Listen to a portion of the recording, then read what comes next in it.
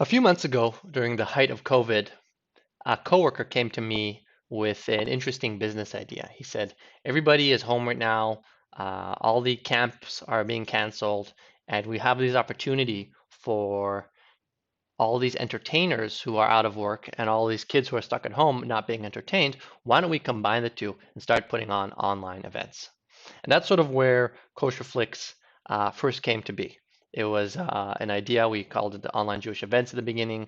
In the beginning, we didn't even um, plan on doing anything with our own software. I started researching some webinar software and we started doing some live webinars.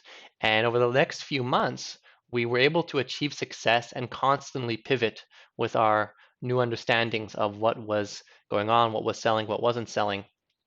And I wanted to show you here sort of some of the evolutions that we went through. So it first started out after a few kind of weeks of looking at, making sales and realizing, that our live events were doing particularly well.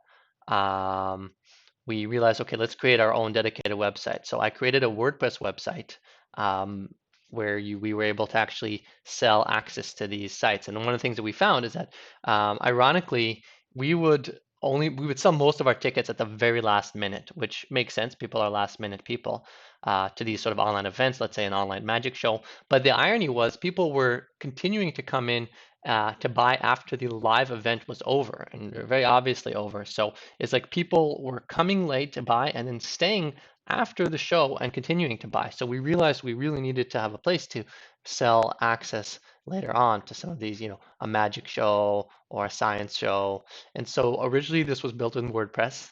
And again, the videos themselves were all hosted on Vimeo. We made a point of not dealing with that part of the technology. That part gets handled by Vimeo itself, the actual video hosting. And instead, I took it upon myself to handle the payments aspect. How do we let people access this show for a certain amount of time and then shut it down again so that they would have to buy again after their access is finished? And so to do that, I created a sort of simple solution using a membership plugin on WordPress, where basically each show became like its own membership track, and we would set rules of how long you got access to the show and how much you wanted to pay. Eventually, we even bundled several shows together and sold a package like, oh, if you pay $20 a month, you can watch 8 past shows altogether. So it was a very simple solution, and we were already making money selling, these ads on selling these shows on these different uh, through this WordPress site. But one of the things that was the most frustrating, there was 2 points that were still really frustrating. The first one was setting up the shows. There was like multiple. You had to create a post, then you had to hide access to the post, then you had to make a rule that if somebody paid, they could get access to the post. It was sort of a bit of a convoluted experience, which is often the case when you cobble something together with WordPress. So it was a great proof of concept. And the other issue was um, the issue of payouts, right? We were getting all the money, and then I had to have spreadsheets running where I would then figure out how much to pay the advertisers, the creators of the content. We would like strike deals with them. Now the issue was exacerbated by the fact that even if I did a payout at a specific time, if we sold more tickets at a later date, it became really hard to track, how much additional money they were owed. At any given moment, you might not have the most accurate picture. So I decided eventually to transfer over to a custom-built platform, and that is the KosherFlix that you see today. We still are working on the design of KosherFlix, but on a functionality level, it covers a lot of our needs, much more straightforward fashion. So you have, let's say, this Uncle Moishi video, and again, it's still hosted within Vimeo, so we don't deal with that part. And we can then sell it. You're seeing me logged in as an admin, so you can't sell it. But normally it says, get 30-day access. And I'll show you on an incognito. You get 30-day access for $14. And then we offer the option to actually subscribe to all videos on the channel for $9.99 a month. That's kind of like more of the Netflix model. And behind the scenes, you can see, this is me logging into an account, that the way it works is you connect directly with Stripe Connect. So any dollar that we make after charging whatever fees we've decided with the publisher, they get their money immediately. And so we completely eliminated the need for payouts because they're getting the money right away. And then to create a new product is again a much simpler process, right? You go and you just define the title, the media URL, the amount of time you're going to give access to, and how much it's going to cost.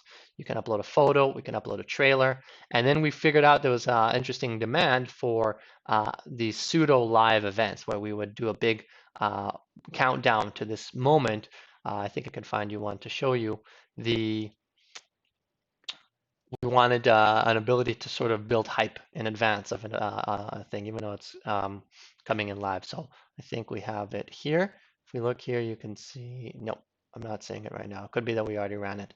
But you basically end up with a countdown timer and it reveals the video at a specific date and time. And that allows you to set up sort of more of a live kind of experience.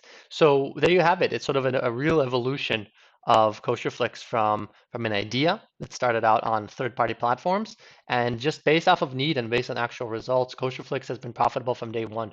You know, it was always about profits first, and you could see here these are actual earnings that we've made, thousands of dollars for different publishers, and that's just since moving over to our new dashboard, where we made a bunch of money also on our old one. And again, just constantly iterating based on what we were seeing, but based on the reactions in the field. So that's where WordPress is really super helpful because you just have an idea, you're trying to test it out. So you go, you create a really rough prototype and you just start selling. Even though it might be a little bit convoluted and not quite ready to scale, you build the first iteration and then you keep working from there. So I'm very happy with this React app that we've created, but it definitely was like phase two. And phase three is going to be a redesign. We have a bunch of different features that we want to add, like coupons, and we want to have things like um, a bit more of like a child-friendly oriented thing. This is a template that you're seeing here that we kind of save time on the development by focusing mostly on the features, making sure that everything works correctly, and then working on the visuals as a phase two.